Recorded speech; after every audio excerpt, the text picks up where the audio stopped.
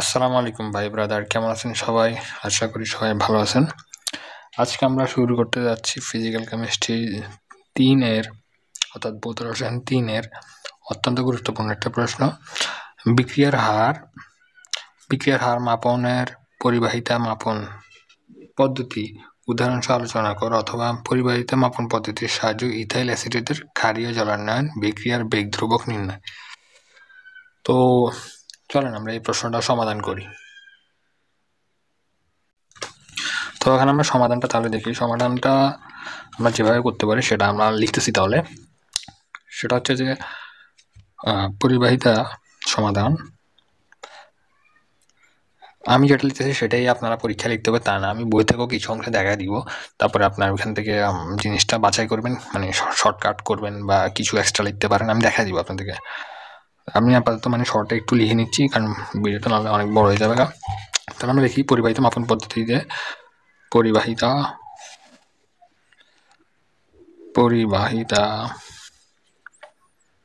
মাপন পদ্ধতিতে ইথাইল, এখানে ফার্স্ট লিখতে হবে ইথাইল অ্যাসিটেট CH3COO C2H5, এটা হচ্ছে ethyl acetate plus sodium hydroxide, ক্ষারীয় জলানয়ন বস্তু তো সোডিয়াম হাইড্রোক্সাইড AQ, তাহলে আমাদের CH3COO and right and C2H5OH। এখন যদি আমরা এটাকে আয়নিক রূপে লিখি তাহলে আমাদের আসবে CH3COO C2H5 plus OH minus ion CH3COO C2H5OH। এখন আমাদের যেটা তো আমরা বিক্রিয়াটা লিখলাম, এখন উপরোক্ত যে আমাদের এই বিক্রিয়ায় অধিক পরিবাহী OH কম পরিবাহী CH3COO মাইনাস আয়ন দ্বারা প্রতিস্থাপিত হয়। আমরা এই লেখাটা একটু লিখিনি উপরোক্ত। তাহলে আমাদের এই বিক্রিয়াটার মধ্যে তাহলে যে OH অধিক পরিবাহী OH মাইনাস আয়নটা কম পরিবাহী CH3 দ্বারা প্রতিস্থাপিত হয়। আচ্ছা, এরপর আমরা লিখতে পারি বিক্রিয়ার হার সমীকরণটা আমরা লিখতে পারি। আমাদেরকে এখন তাহলে বিক্রিয়ার হার সমীকরণটা লিখতে হবে। তাহলে আমাদেরকে লিখতে হবে বিক্রিয়ার হার সমীকরণ, বিক্রিয়ার হার সমীকরণটা কিরকম আমাদের মাইনাস DETOAC, এটার মানে হচ্ছে যে ইথাইল অ্যাসিটেট, ঠিক আছে, ইথাইল অ্যাসিটেটকে আমরা ETOAC দ্বারা লিখলাম আর কি, DT। বিক্রিয়ার হার কিভাবে নির্ণয় করতে হয় সেটা তো আপনারা জানেন, ETOAC সমীকরণটা থেকে আমরা বিক্রিয়ার হারটা লিখতেছি NOOH, ঠিক আছে। আচ্ছা, তার পাশেও আমি একটা নোট দিয়ে দিই, আমার মনে হয় সেটা ভালো হবে, পাশে একটা নোট দিয়ে দিলে মানে ভালো, যেমন ধরেন তাহলে আমাদের বুঝতে একটু সুবিধা হবে। A+B, হ্যাঁ, A+B প্রোডাক্ট হলো এখান থেকে PRODUCT, ঠিক আছে, প্রোডাক্টস এখানে উৎপন্ন হলো, প্রোডাক্টস লিখলাম, অনেকগুলো উৎপন্ন হতে পারে, প্রোডাক্টস উৎপন্ন হলে এখানে তাহলে আমাদের এখান থেকে রেটটা আসে কি, রেটটা কীভাবে লিখি আমরা KM/N,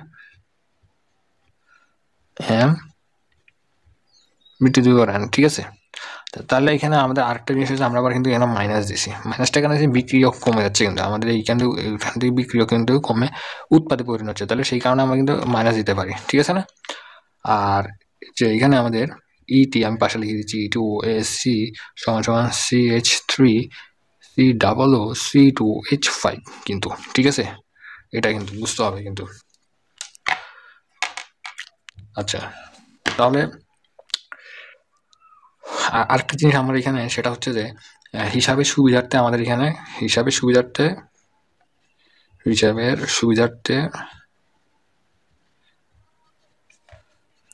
ETOAC ও সোডিয়াম হাইড্রোক্সাইডের কি ঘনমাত্রা কিন্তু আমরা সমান নিতেছি, এখানে এর ঘনমাত্রা সমান,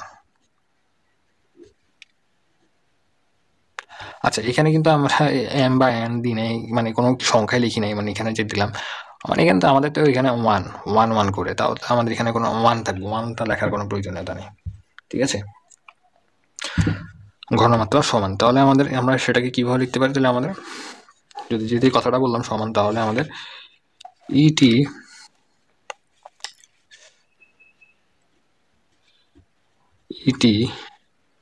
ও এসি সমান সমান NaOH সমান সমান এ কিন্তু আমরা লিখতে পারি, মানে আমরা এটা লিখলাম আর কি, দুইটা ঘনমাত্রা যদি সমান, তাহলে আমরা এটাকে আমরা এভাবে কিন্তু লিখতে পারি, এভাবে কিন্তু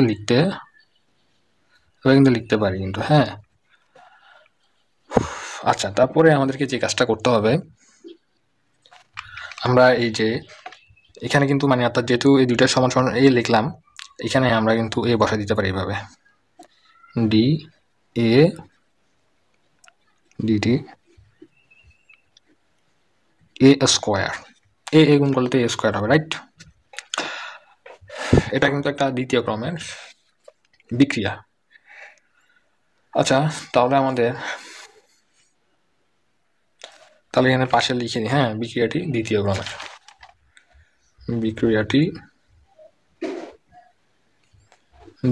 ক্রমের।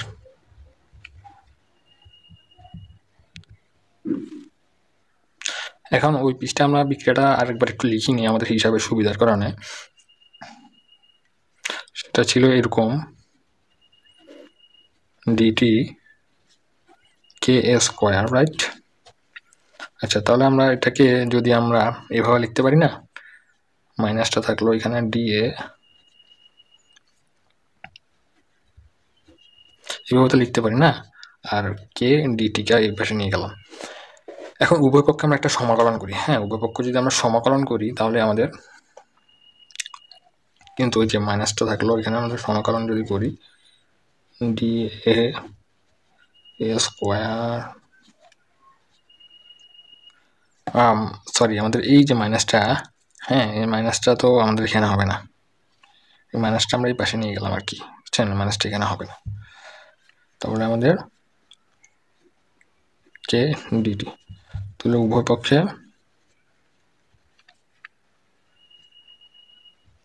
সমাকলন করে ওকে। এখন উভয়পক্ষ যদি আমরা সমাকলন করি, সমাকলন করার পরে আমাদের মানটা কি আসবে? 1/a। আমি পাশে সূত্রটা লিখে দিব, তাহলে আপনাদের বুঝতে ক্লিয়ার হবে আরো, মাইনাস KT প্লাস সি। আচ্ছা, তার পাশের সূত্রটা আমি লিখে দিচ্ছি, কিভাবে সমাকলন করি। একটা সমাকলন এই সূত্রটা তো আমরা নিশ্চয়ই জানি, সূত্রটা তো আমরা জানি যে dx x স্কোয়ার সমান সমান মাইনাস 1/x, তাই না? এখান থেকে আমাদের এটা আসছে আর কি, এই যে পাশে যে সূত্র থেকে আমাদের ক্যালকুলেশন করে আমরা এটা পাইলাম। এখন আর এখানে তো আর কিছু নাই, এখানে এটা এইভাবে থাকবে আমাদের। এটা হচ্ছে সি, হচ্ছে যে সমাকলন ধ্রুবক, সি হচ্ছে সমাকলন ধ্রুবক,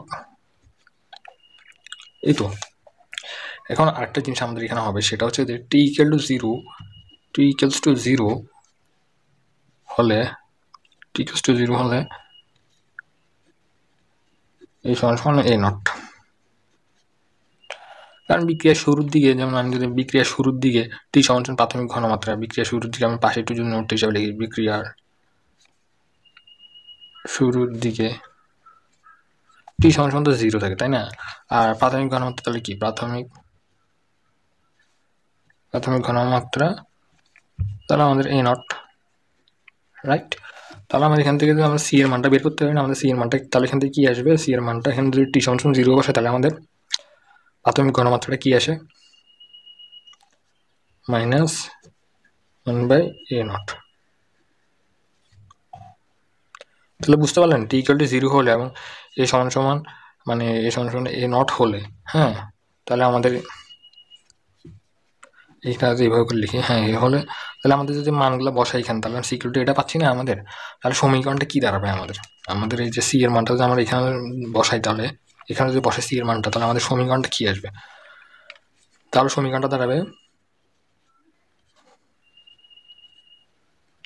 তাহলে সমীকরণটা দাঁড়াবে, ভিডিও স্পিড বাড়া দিতে পারেন যদি স্লো মানে অনেক লেন্দি মনে হয়, কারণ এখানে প্রশ্নগুলা উত্তর যথেষ্ট বড় বড়, সেই হিসাবে তেমন একটু লেন্দি হবে, ভিডিওটা লেন্দি হয়ে যাচ্ছে সেটা বুঝতে পারতেছি অবশ্যই, কিন্তু আমি দ্রুত করার চেষ্টা করছি। আপনার ভিডিও স্পিড বাড়া দিতে পারেন।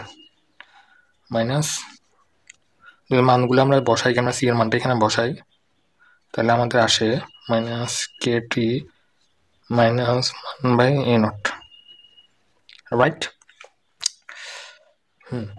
আর যদি আমরা মাইনাস চিহ্নগুলো উঠাই দিই তাহলে আমাদের আসতেছে কি, মাইনাস চিহ্নগুলো যদি বসাই দিই 1/a0 প্লাস কেটি, রাইট? এখন কেটিটাকে এক পাশে রেখে, কেটিটাকে যদি আমরা এক পাশে রাখি তাহলে আমাদের আসতেছে এমন। এখন এখান থেকে আমাদের কে এর মানটা যদি আমরা বের করতে চাই তাহলে আমাদের কেমন আসতেছে, একটু আমাদের একটু হিসাবটা সহজ করে নিই, তাহলে আমাদের আসছে এরকম a0 মাইনাস ছোটবেলার পড়া আর কি এগুলা। এখন এখান থেকে যদি আমরা কে এর মানটা যদি বের করি আমাদের, তাহলে আমাদের আসতেছে এরকম না, কে সমান সমান 1/, জাস্ট আলাদা করে লিখতেছি,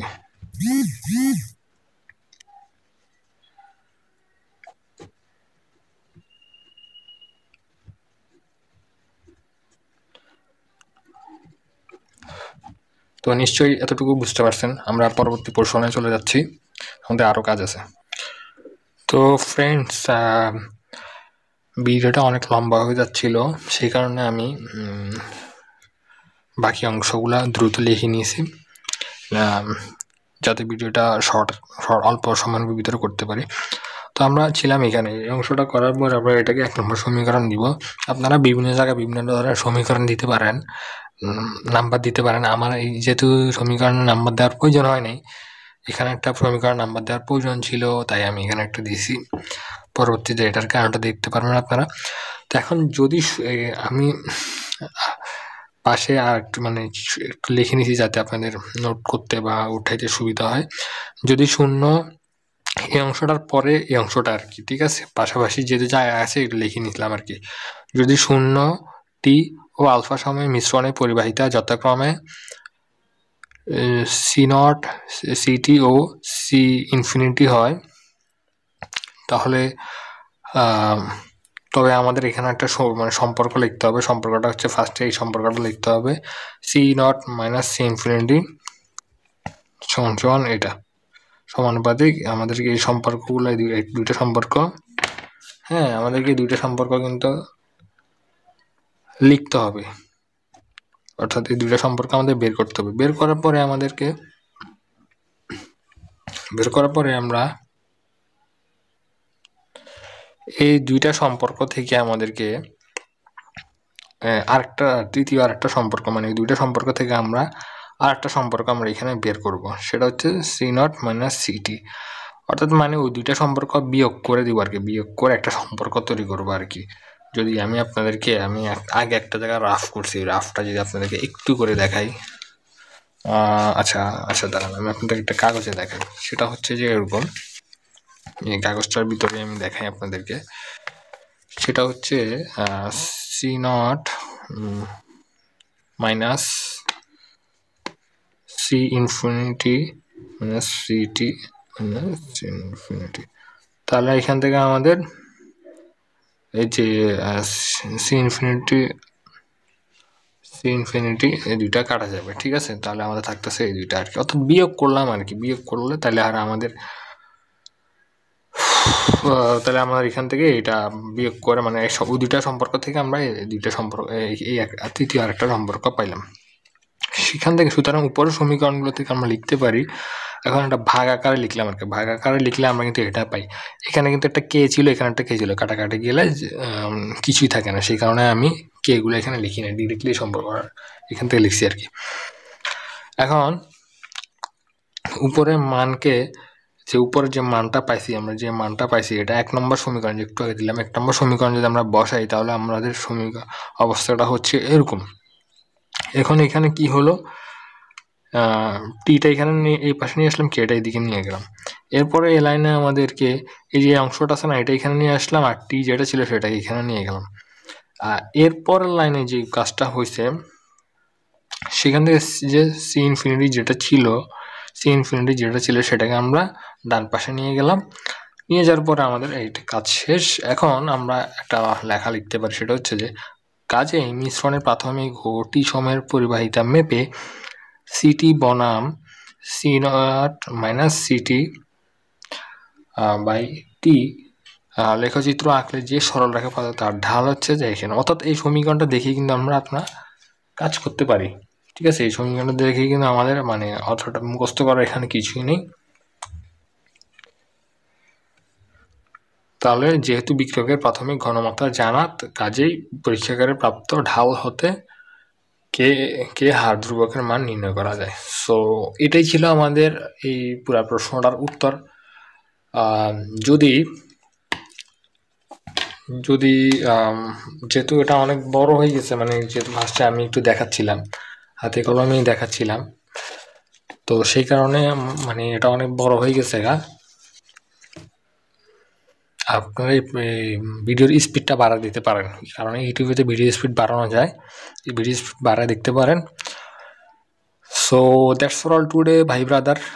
আর পরবর্তীতে ইনশাল্লাহ আরও ভিডিও নিয়ে আসার চেষ্টা করব, আরও বিভিন্ন টপিকের উপর। আর আপনাদের কোন কোন টপিকের উপর ভিডিওর প্রয়োজন সেগুলো কিন্তু আমাকে কমেন্ট বক্সে লিখে জানাতে পারেন। আর কোনো টপিক্সের কোথাও যদি বুঝতে সমস্যা হয় সেটাও কমেন্ট বক্সে লিখতে পারেন।